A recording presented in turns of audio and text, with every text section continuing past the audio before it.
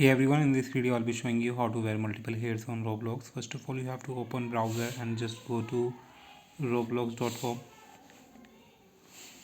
Just tap on roblox.com.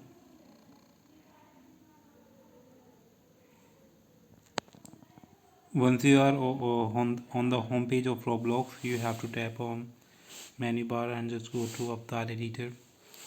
Enable the desktop mode from here. Now if you want to wear multiple hairs, just go to head and body and go to hair.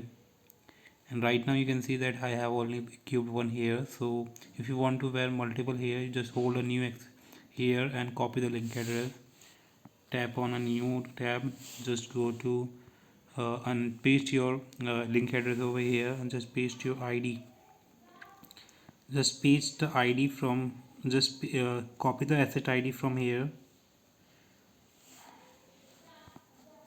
Let me paste it again. Just tap on it and copy the asset ID from here. Once you copy, guys, the numerical value basically in the asset ID in the link address, and just tap on the advanced link over here and just paste your asset ID and just tap on the save button to uh, equip multiple here.